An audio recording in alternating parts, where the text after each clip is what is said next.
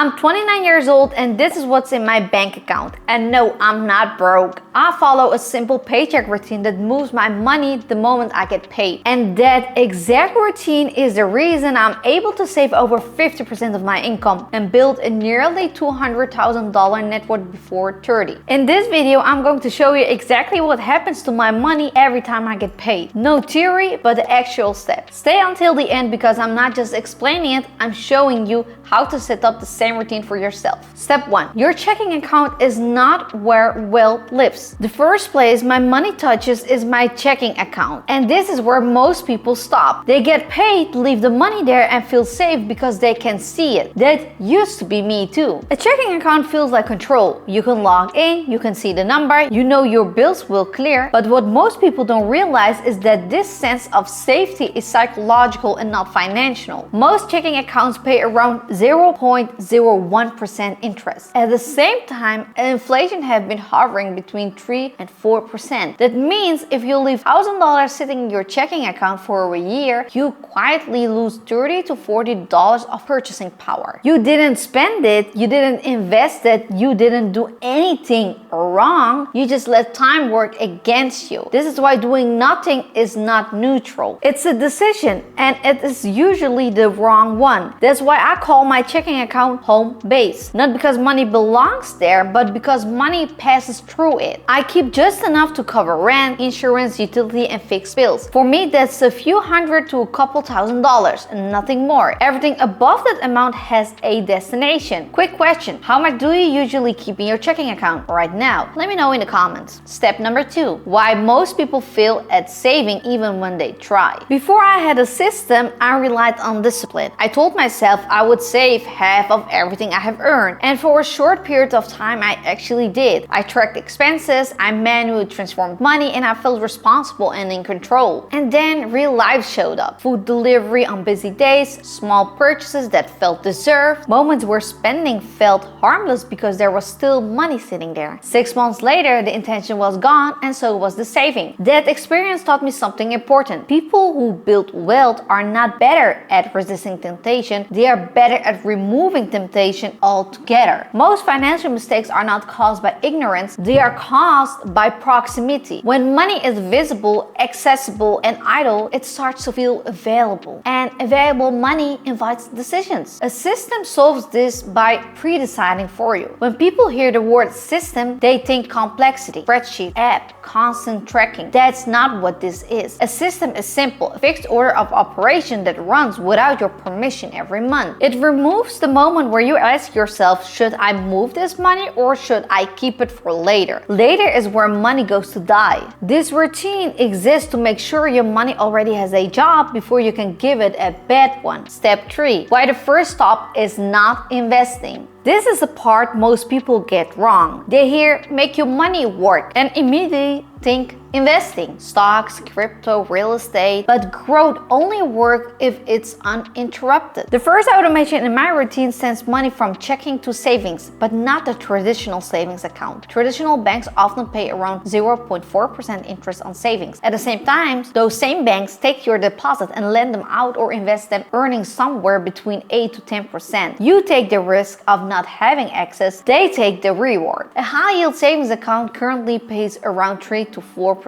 Same money, same government insurance, and the same liquidity. Very different outcome. If you leave $10,000 in a traditional savings account, you earn roughly $40 per year. At 4%, that becomes around $400 a year. The difference doesn't feel dramatic in year 1, but over time it compounds in a structural advantage. This money is not trying to grow aggressively. It is trying to not shrink quietly. High-yield savings accounts are not wealth builders. They are damage control. They make sure your short-term money is not punished while it waits. Step 4, the real purpose of emergency fund. Most people misunderstand emergency funds. They think it's about the number, 3 months, 6 months, a specific dollar amount. But the real value of emergency fund is not financial, it's psychological. Study shows that a large percentage of people cannot cover over $1,000 emergency emergency. That's why unexpected expenses turn into credit card debt. An emergency fund buys your time. Time avoid bad loans. Time to not sell investments at the worst time. Time to make calm decisions instead of reactive ones. Your emergency fund should cover 3 to 6 months of expenses, not income, just expenses. And once you hit that number, you stop adding to it. More than that, it becomes lazy money. Money that feels safe, visible, therefore spendable. Step 5.